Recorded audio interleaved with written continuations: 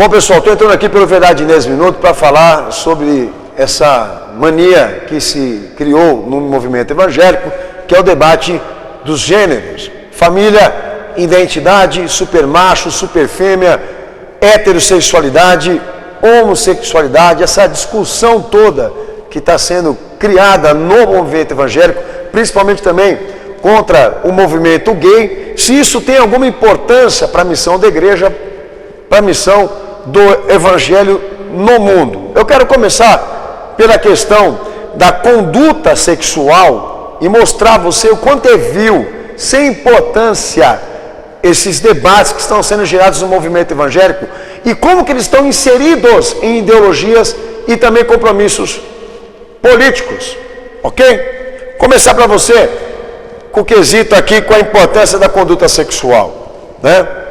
Sodomia, segundo os textos de Gênesis 13 ao 19, Jeremias 23, 14, Amós 4, 11, Lamentações 4, 6, Mateus 11, 24, Mateus 10, 15, Lucas 17, 29, 2 Pedro 2, 6, 1 Coríntios 6, 9, Judas 7 e 1 Timóteo 1, 10, a palavra de Deus é clara, o quanto ela condena a sodomia. Já vou te explicar o que é sodomia. Sodomia, essa expressão na Bíblia, é um documento histórico vivo do julgamento de Deus. Uso da expressão que comunica um exemplo do que Deus procura agora destruir. A ilustração do castigo de Deus para o futuro. Sinônimo de pecado deliberado, vício sexual, culto ao sexo. Assim, a palavra de Deus define o que é sodomia, desde os profetas até Jesus e por intermédio dos apóstolos, até então, que ainda agrega a palavra efeminado pelo apóstolo Paulo. Mas o que é sodomia? Sodomia é o uso do aparelho excretor. Sodomia é a prática do sexo anal, ok? Não se trata de homossexualidade só. Se trata de uma prática que também é feita entre heterossexuais. Esse debate sobre a homossexualidade não tem importância nenhuma. Por quê? Porque se o pastor está vocacionado pelo evangelho a tratar sobre sodomia, esse tema abrange todos os aspectos, não abrange só o gay, o homossexual, que nesse momento está sendo um tema central de muitos líderes evangélicos. Esse tema também abrange casais que estão tendo essa prática no seu leito, na sua cama, e não estão sendo educados e instruídos, e vão para o inferno também. Todo esse debate que está sendo feito aí somente para homossexuais, ou então para o lado homoafetivo, eu tenho para mim que isso é puramente político. Porque se o tema realmente é sodomia, e é mais do que claro que Deus condena isso biblicamente, e isso serve para os homossexuais que estão me ouvindo aí também, se o tema é sodomia, então, minha gente, começa a colocar essa conduta sexual e moral também para ser direcionado para casais. Eu quero chamar a tua atenção aqui, eles têm coragem para falar que o gay vai para o inferno, mas estão se casando de novo, tem uns aí que são pastores, que estão se casando pela terceira, quarta vez. Virou uma zona a conduta sexual, o matrimônio de muitos deles estão destruídos, eles não se preocupam, entendeu, em serem santos na presença de Deus, ficam catando a mulher dos outros por aí, fazem o que querem com o sexo, mas são heterossexuais para condenar o homossexual que fez a sua opção pelo pecado da homoafetividade. Não há diferença entre o homossexual e o casal que usa ou pratica o sexo anal. Ambos estão classificados aqui no vício do tal sexo, no vício do tal uso do aparelho excretor. Isso é pura hipocrisia. Não é só o homossexual que vai para o inferno, segundo a palavra, não. Muitos que também vão também, que estão lá, usando seus lubrificantes para fazer isso na cama, como heterossexuais, e Deus também está vendo como condenação.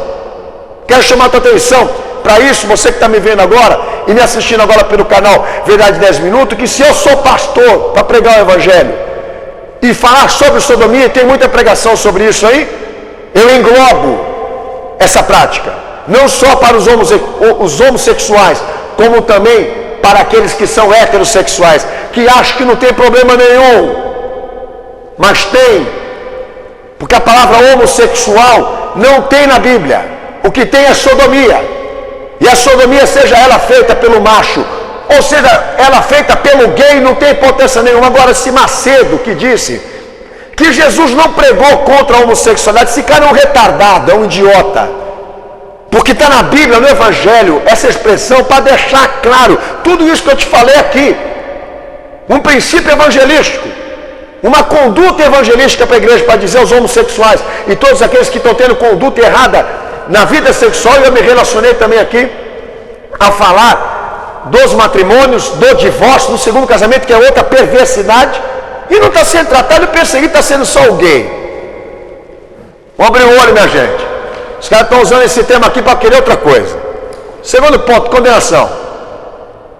Bom, se o Evangelho trata sobre assunto escatológico, e trata e fala sobre princípio de juízo final, de condenação, do que Deus vai condenar, vamos tratar sobre isso também. Então, uma coisa interessante que eu percebo: se há um princípio de evangelismo, se há uma missão para o Evangelho ser divulgado na terra, ele tem que ser tratado, falado, divulgado, proclamado sobre a fé. Porque lá em João 3,36, a palavra de Deus diz lá o seguinte: que basta o homem não crer em Jesus, admiti-lo como Messias, obra redentora, salvística, remidora dos seus pecados, basta ele não crer em Jesus para ele ser condenado. Seja ele bom, seja ele ruim, seja ele imoral ou seja ele moral, independentemente do seu nível moral, se ele já não crê em Jesus, já é o propósito para Deus condená-lo.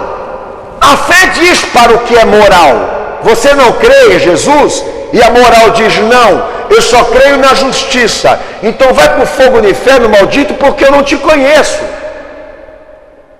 Lá no texto de Efésios 2:8 ao verso 10, a palavra fala o que? Para moral, para aqueles que são puritanos, para aqueles que ficam preocupados exatamente em se apresentar como pessoas politicamente corretas ou éticas. O que fala para esses caras aí? Que a salvação vem pelo intermédio da graça, pelo poder da fé, para que o homem não se glorie em si mesmo. Ele é salvo pela obra de Cristo, não pelo que ele faz, mas pelo que Jesus fez. Então esse debate moral sobre heterossexualidade é vil, é sem importância, porque o heterossexual que não crê em Jesus vai para o inferno porque não crê, e o homossexual não vai para o inferno só porque ele é homossexual, ele vai para o inferno porque ele não crê em Jesus, não se recuperou dos seus pecados pelo poder de Cristo. Porque tem muito bom aí, minha gente, que vai para o inferno. Tem muito macho e muita fêmea aí que vai para o inferno. E o princípio evangelístico da igreja é dizer para a sociedade que a salvação está em Cristo, que só Jesus salva. E se ele crê que Jesus salva, ele vai ter motivo para deixar a homossexualidade dele, como vai ter motivo para deixar a sodomia dele como macho e fêmea. Seja como for, vai ter motivos para consertar a sua vida moral. Mas se ele não tem o princípio da fé, se ele não tem a crença em Jesus, se ele não admite a obra redentora de Cristo, qual é o propósito dele ser moral? Deus vai condená-lo mesmo assim?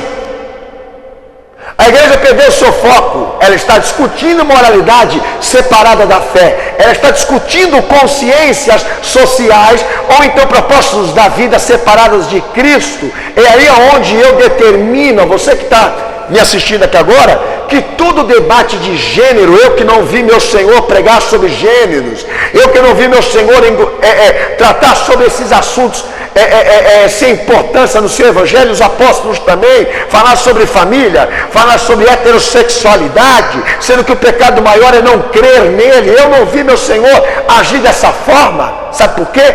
Porque esse debate de gêneros, essa discussão em cima de certos princípios morais, são puramente políticos, para levantar partidos cristãos ali dentro do Estado, para defender interesses de certas lideranças podres, que tenho dúvida que são tão machos assim, tenho dúvida que eles são tão machões desse jeito.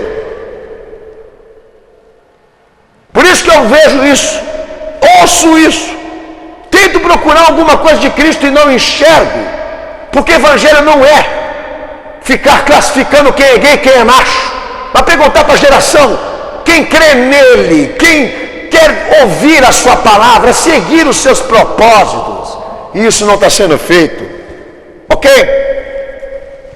Agora eu quero chamar a atenção para você que está me ouvindo aqui. Tá bom, pastor, esse movimento de heterossexualidade, ou partido heterossexual, que esses figurões estão levantando aí, qual o propósito, pastor? O propósito é o seguinte, que muita gente não está enxergando aí, é harmonizar confissões. Se eu prego a visão cristocêntrica do evangelho que está na Bíblia, católicos não vêm para esse debate, porque eles sabem que eles estão fora. Mas se eu falo de moralidades e princípios morais separadas de Cristo e da fé, e fico dizendo quem é macho, quem é fêmea, isso atrai católicos também para o debate. Minha gente, isso que está sendo feito aí por essas bestas, por esses animais chamados de pastores, está sendo usado como pretexto para ajuntar cristãos e católicos, evangélicos e católicos, harmonizar confissões. Esse debate sobre moralidades está fazendo com que o ecumenismo se fortaleça, vira um eixo nas igrejas atuais, e muita gente não está percebendo disso. Por quê? Porque o Papa, o Francisquinho, que vem aqui no Brasil, ele fala de moralidades também, ele fala de coisas morais como outros papas também que existiram. Mas qual a diferença entre Roma e a confissão cristocêntrica? Qual a diferença entre Roma e a igreja de Atos? Porque Roma, o caminho dela é a meretriz, é a que prostituiu os altos de Deus e se vendeu às políticas e às coisas da terra.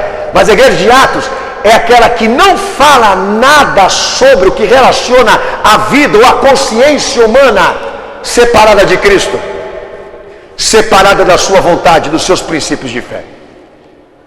O que está sendo estabelecido é um ecumenismo descarado.